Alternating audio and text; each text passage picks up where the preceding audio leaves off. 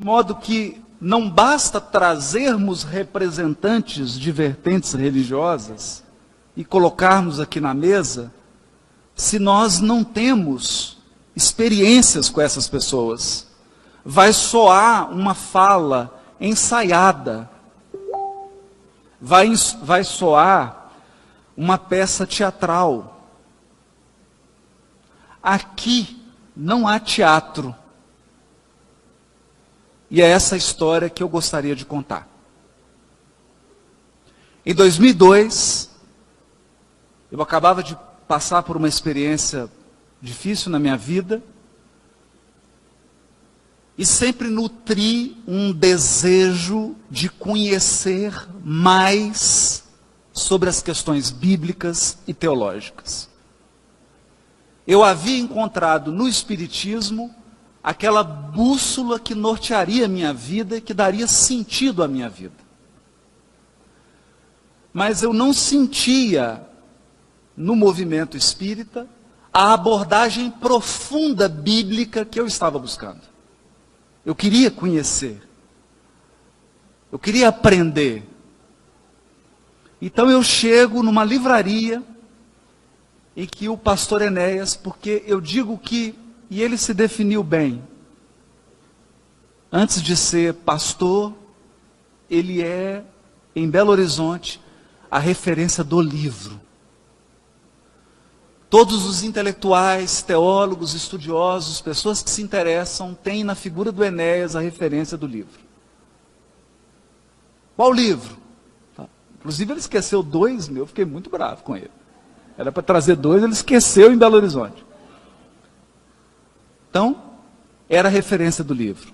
Então eu chego e começo a frequentar a livraria. E ele começa a indicar livros. Eu começo a ler os livros. E a gente começa a conversar sobre os livros. E o tempo vai passando e a gente gostava de se encontrar. E naquela livraria se encontravam muitas pessoas. Ele mudou 4 livrarias, mas a gente não deixou de se encontrar. Saiu do Minas Shopping, foi para o centro e mudava. Mas a gente ia onde ele estava. Encontrava outros. E sentávamos. E passaram-se alguns anos. E um dia eu o chamei. Você lembra disso? E disse para ele, eu tenho uma conversa séria. Eu queria ter uma conversa séria com você. Hã? Tava. Porque a conversa que eu queria ter com ele era uma conversa que poderia pôr fim àquela amizade. Nós já tínhamos uma amizade. Nós já sentávamos, tomávamos, ele saía da livraria, arrumava um pretexto, vamos tomar um café, está na hora do café, sempre estava na hora, podia acontecer qualquer hora, estava na hora do café. Né? E a gente saía, tomava o café e conversava, e aquilo era intrigante, e conversava sobre os livros. Né? E eu disse para ele, eu tenho uma coisa séria para te dizer. Ele falou, não pode dizer. Eu sou espírita.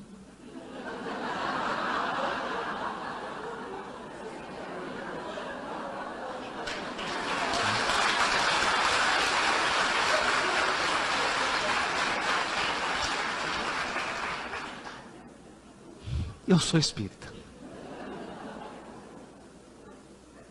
Então, se esse diálogo se desse entre 2 pessoas intolerantes, se esse diálogo se desse em 2 pessoas que perderam o senso de humanidade, em pessoas que são primeiro religiosas e depois seres humanos, ele viraria para mim e diria, olha, eu não posso mais ser seu amigo. Porque você é um samaritano e eu sou um judeu. Você é espírita, eu sou evangélico, nós temos que nos odiar.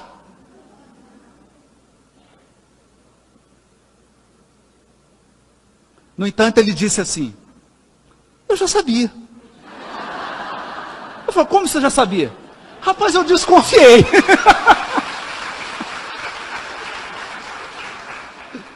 Eu falei: você desconfiou como? Não, porque eu jogava uns assuntos, e você vinha com umas falas assim, eu falei: espírita. E ao contrário, o tempo passou, essa amizade se fortaleceu. Nós dois passamos por experiências bem dolorosas.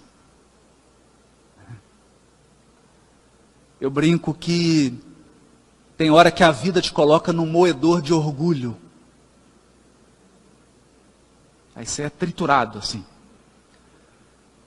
Sobra pouco orgulho. Depois você adquire de novo, mas, bom. É um moedor de orgulho. Nós passamos. E é incrível. Porque quando ele passou, eu estava do lado dele. E nós conversamos sobre isso. E eu fiz tudo que eu podia fazer. E quando eu passei, ele estava lá. E ele fez tudo que podia fazer. E nós choramos juntos. Nós rimos juntos. Então, não tem como dizer isso, não tem como transmitir isso.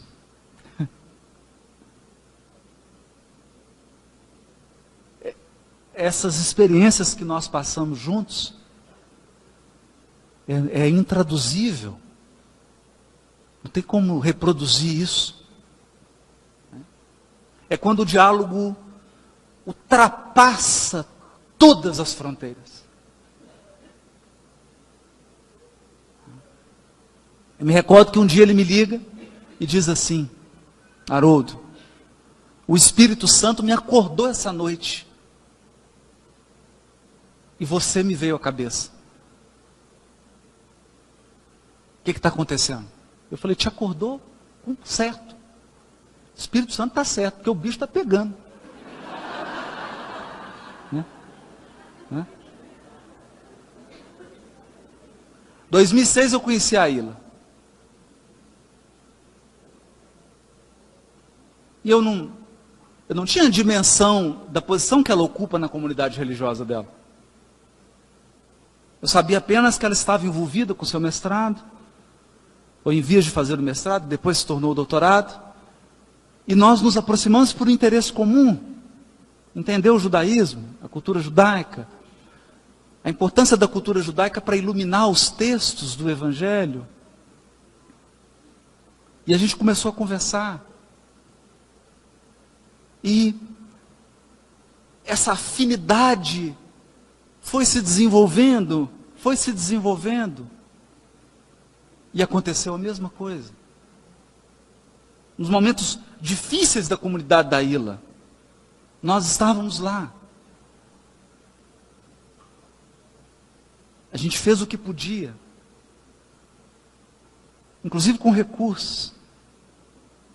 Momentos de angústia dela. Porque as maiores angústias de um religioso você vive com seus irmãos de fé.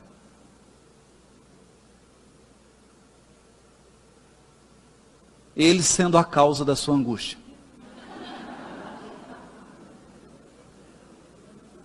E ela viveu as dela. Mas há não muito tempo, não faz muito tempo, um momento de grande desafio da minha vida, de grande desafio, ela estava comigo, não no telefone, dentro da minha casa.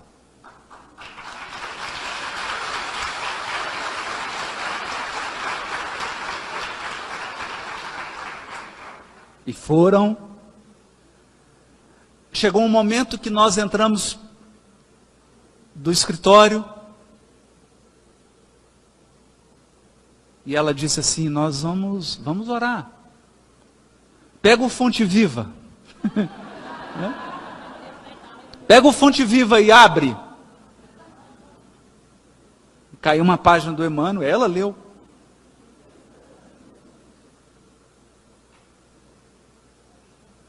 E não eram momentos de alegria.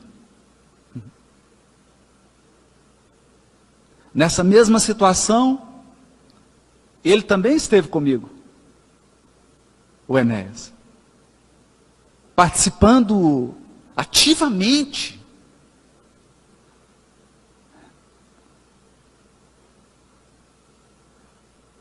Então,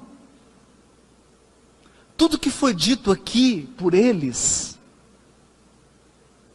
interpretando os versículos bíblicos, nós vivemos na pele.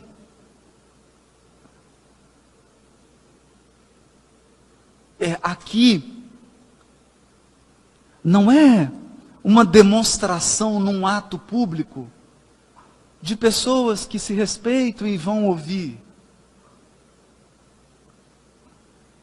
Não. Aqui é um testemunho de pessoas que têm mais de 10 anos de convivência.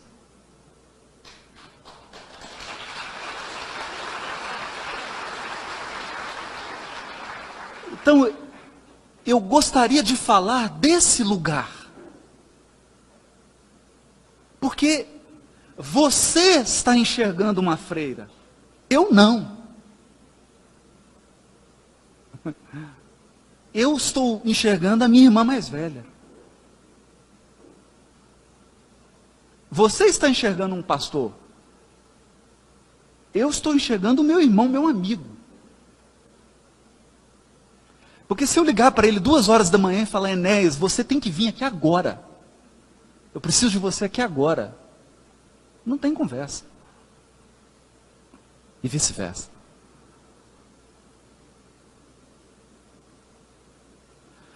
Então, ao longo desse caminho, o que nós podemos testemunhar para você?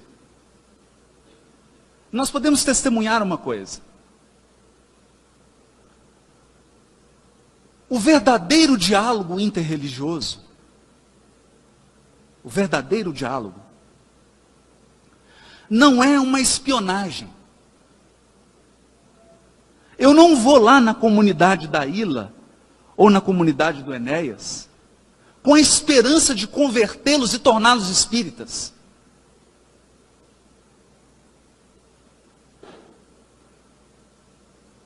Porque o dia, isso não vai acontecer. Mas se a Ilha chegasse aqui e falar: eu vou tornar espírita, eu falei: eu deixo de ser seu amigo. Por quê? Porque eu entendo a missão dela no catolicismo.